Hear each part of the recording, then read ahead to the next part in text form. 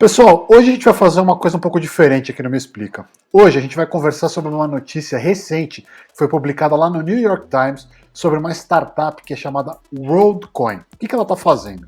Ela está usando varreduras de íris, sim, íris do olho, para criar uma carteira digital universal. Meio louco, né? E aí vocês vão ver por que essa matéria merece ser lida com calma. E é isso que a gente vai fazer hoje. Eu, Diogo Rodrigues, e o Eduardo Aquaroni. Nós somos o Me Explica. Edu, vamos ler a matéria? Bora? Vamos embora. Edu, quando é que essa matéria foi publicada mesmo? Ela foi publicada, eu até vou colocar ela aqui nas minhas costas aqui. Ela foi publicada dia 7 de agosto, né? Então faz pouco mais de 2 semanas. Edu, e por que a gente está falando disso aqui, né? Se não teve uma repercussão enorme, eu não vi isso na internet em outros lugares, não vi o pessoal no Twitter, no Instagram. Por que a gente está falando sobre esse assunto aqui?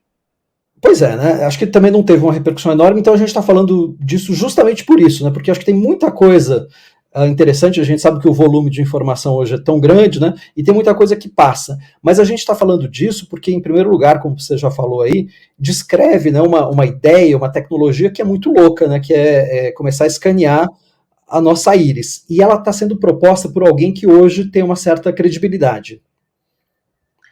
E quem que é essa pessoa? Eu já ouvi dizer, mas eu não sei muito bem quem que ele é. Eu sei que ele tem a ver com inteligência artificial e tal. E qual que é a ideia desse negócio de escanear o olho? O que ele quer fazer, esse cara? Pois é, né? A manchete aqui do New York Times fala, né, na próxima loucura das criptomoedas, né?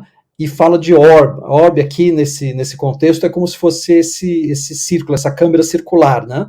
Que é uma câmera circular que escaneia os nossos olhos, né?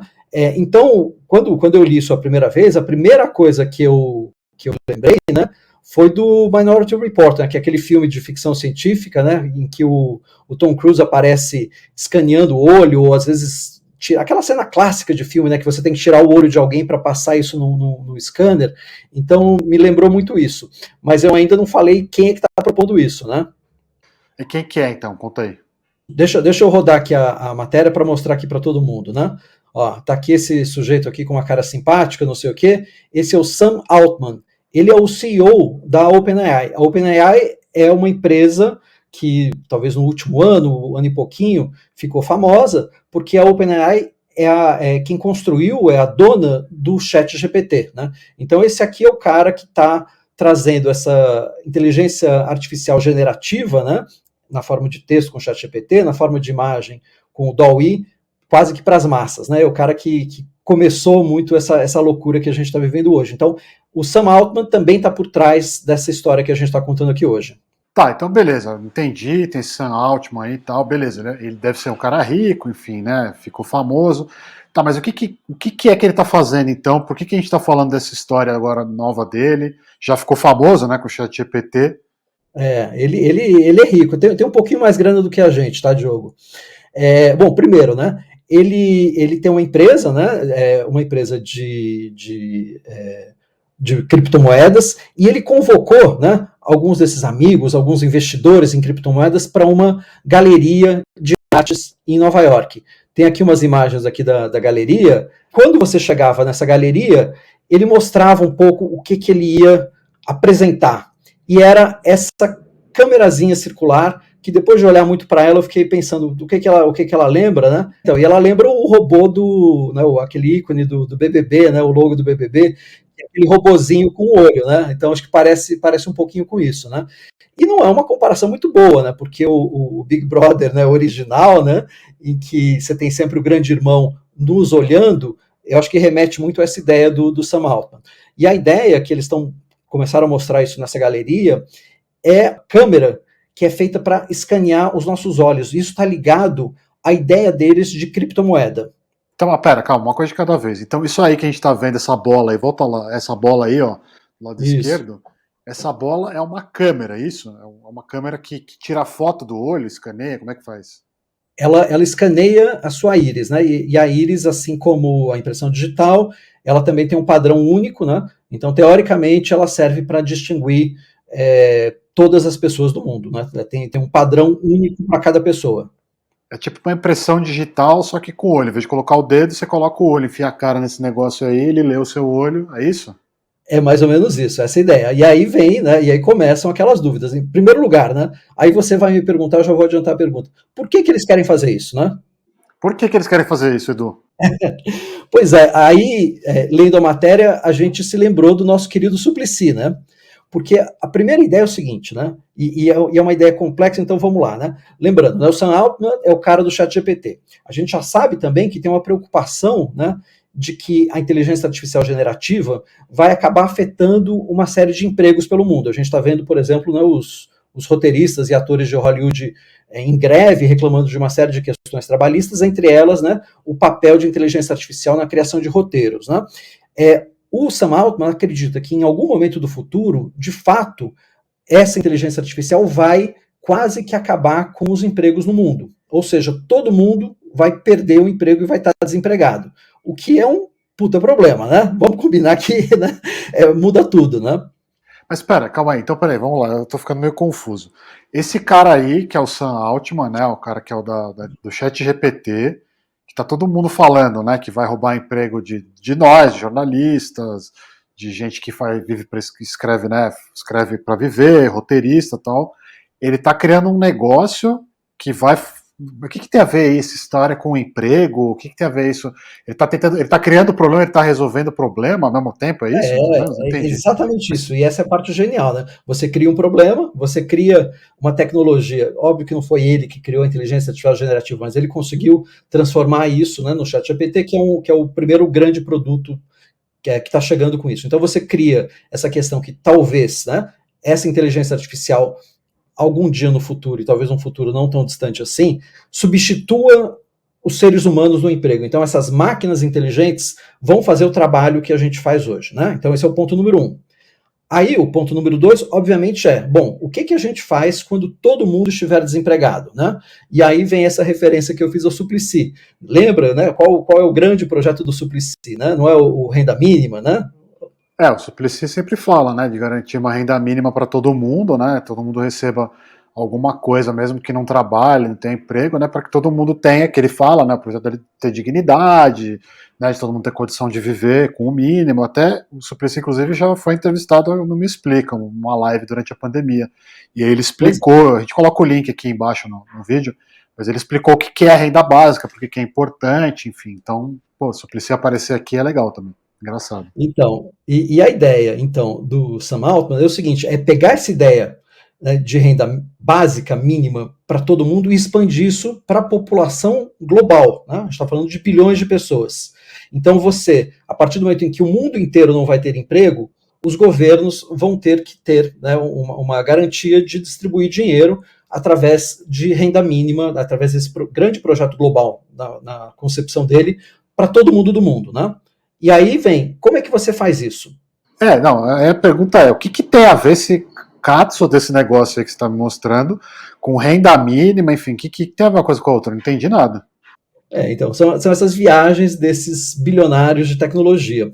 E aí, o mais curioso é o seguinte, eles criaram uma criptomoeda associada a esse escaneamento de íris, que faz com que, nesse futuro hipotético, né, de distribuição de dinheiro, essa empresa, né, que é uma empresa privada, tenha esse banco de dados global de todas as íris do mundo para poder distribuir dinheiro. E eles falam, porque vai chegar um momento em que a gente vai ter que distinguir quem é robô e quem é humano. E a íris é o que, segundo eles, vai nos dar essa identidade humana. Então parece aqui, eu estou descrevendo aqui o que a empresa está propondo, parece aqui um roteiro de filme B de ficção científica, né? É meio estranha essa história, porque o cara quer fazer um negócio para escanear as pessoas, para dar renda mínima e tem que usar o olho da pessoa.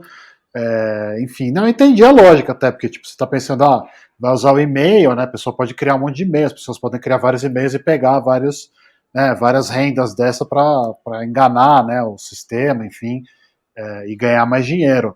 Mas o cara precisa fazer isso, pegar o olho das pessoas, enfim. Edu, isso aí já está funcionando, já existe? Como é que funciona esse negócio aí? Pois é, isso aqui já está funcionando, eu estou até buscando aqui qual o investimento que eles já conseguiram 115 milhões de dólares de investimento, né? São os famosos VCs, né, os Venture Capitalists, ou seja, ele conseguiu convencer os colegas e amigos ali do Vale do Silício, né, quem investe em criptomoeda, ele já conseguiu 115 milhões de dólares para começar esse projeto. E ele já lançou isso em alguns países do mundo e estava fazendo esse lançamento, um soft launch, né, porque também tem um problema de regulação nos Estados Unidos, mas ele chamou esse pessoal para essa galeria de arte em Nova York para lançar essa ideia nos Estados Unidos. Pô, mas ele fez isso só lá nos Estados Unidos? Ele já está escaneando as pessoas ou ele fez em outros lugares também? Já está testando em outros lugares? Porque esse pessoal gosta de sair na rua testando, né? Enfim, eles não tem vergonha nenhuma de sair fazendo as coisas, né? Não, isso já está sendo testado em alguns lugares do mundo, mas logo, e aí acho que é a parte boa, né? Porque a gente fica aqui tentando entender essa lógica e achando que está todo mundo louco, né? Nem todo mundo assim está louco, né? Então, na França e na Alemanha, porque essa empresa também que ele criou é sediada tanto nos Estados Unidos quanto na Alemanha, então na Alemanha já estão investigando isso e estão dizendo que isso provavelmente não é uma boa ideia, isso não vai poder ser feito, né? No Quênia, onde eles começaram a escanear, o projeto foi proibido, né? Então, eu até imaginei aqui que a gente vai ter um oásis no mundo se essa loucura der certo, a gente vai poder ir para o Quênia, porque no Quênia, pelo menos nesse momento, isso foi proibido e agora ele não pode mais escanear os olhos das pessoas ali do Quênia. Mas, assim, é o tipo de história, né, em que a gente vê como é que a tecnologia está se movendo rápida e quase que passa por cima de uma série de questões práticas e éticas, né, com esse apoio do dinheiro, né? Então você imagina o que é, né? Que ego que você tem que ter para você propor uma ideia dessas, né? Para escanear os olhos de todo mundo, literalmente de todo mundo, e que isso seja feito por uma empresa privada. A gente sabe, né? A gente tem um histórico dos últimos 20 e poucos anos, como essas empresas de tecnologia, especialmente essas grandes empresas de tecnologia, lidam com os nossos dados, como propõem coisas que depois a gente vai ver acabam causando mais males do que bem para a sociedade, não sei o que. Agora, imagina que ego que você tem que ter para achar que a gente gostaria de ser escaneado por uma dessas empresas, né? Mas e aí também, eu estou pensando aqui também que tem várias coisas, né, isso aí é um absurdo mesmo, né, se você parar para pensar, mas já tem várias coisas que a gente tem que fazer hoje em dia que já não são parecidas, né? Então você vai fazer um negócio, qualquer assistência que você vai ter no seu celular, com a Vivo, sei lá, com uma empresa de telefonia, né, você precisa escanear o seu rosto hoje em dia. Eles não aceitam mais que você faça qualquer coisa sem não escanear seu rosto. Não sei se vocês já passaram por isso, né? Falei da Vivo, mas a Claro, enfim, todas as outras exigem isso. E eu estava pensando também que na China, né, eles já usam esse tipo de coisa para identificar as pessoas, né? A China, que é um país, né, que é uma ditadura, tal, e as pessoas são super restritas, né, eles controlam todo mundo, eles já usam isso, né, então a gente fica pensando, pô, mais um negócio que vão fazer para controlar as pessoas. Eles dizem que é para ajudar a fornecer essa renda universal, né, mas vai saber o que vai acontecer com esses dados, que a gente sabe que as empresas acabam vendendo, ou às vezes eles perdem o controle dos dados, ou eles tentam, né, como já o próprio Facebook já admitiu, por exemplo, que fez experimentos com as pessoas, né, usando, né, os feeds de notícias para ver como as pessoas reagiam a notícias negativas ou positivas, enfim. Isso é meio assustador, né? Não, você tem toda a razão. Quando a gente vê um projeto desse com uma missão global, isso assusta, mas numa escala menor, né, as empresas de telefonia, as próprias empresas de celular já andam fazendo isso e a gente acaba, sem pensar muito ou sem ter muita opção, a gente acaba aceitando. Então, para se logar no seu celular ou para conseguir um plano novo da sua empresa telefônica sem que você tenha que ir ficar na fila, etc., você acaba fazendo esses reconhecimentos, né? Então, a gente está indo para um caminho bastante curioso, e aí quase que para fechar um pouco essa conversa, né, tem uma pessoa que estava nesse lançamento aí em Nova York, que foi entrevistado pelo New York Times, está na matéria, e é uma pessoa bem mais jovem do que a gente, né, com uma outra visão de mundo, e fala assim, olha, eu não me incomodo com nada disso, porque ele fala assim, a privacidade não existe mais, né, então por que a gente está preocupado com isso, já que isso não existe mais? E isso talvez me fez pensar, né, que talvez eu esteja também um pouco fora do meu tempo e que esses visionários talvez não tenham tanta dificuldade, às vezes, de implementar,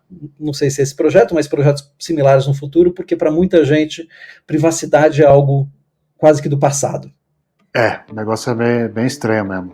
Bom, beleza, Edu, vamos nessa então. Muito legal essa matéria. E para quem quiser, né, ler a matéria, a gente vai colocar o link aqui, o link aberto para ela na descrição do vídeo, né? E para as outras fontes que a gente citou também, para quem quiser conferir, né, para não confiar só na nossa palavra, a gente recomenda que leia a matéria Por enquanto só tem em inglês, a gente espera que algum veículo brasileiro que tenha parceria com o New York Times traduza para o português. Se tiver, a gente atualiza o link e põe lá para vocês lerem junto com o link da matéria original. Então, Edu, beleza, valeu. Semana que vem a gente volta aí com mais um vídeo, ou comentando a notícia, ou explicando as notícias. Tá feito, combinado.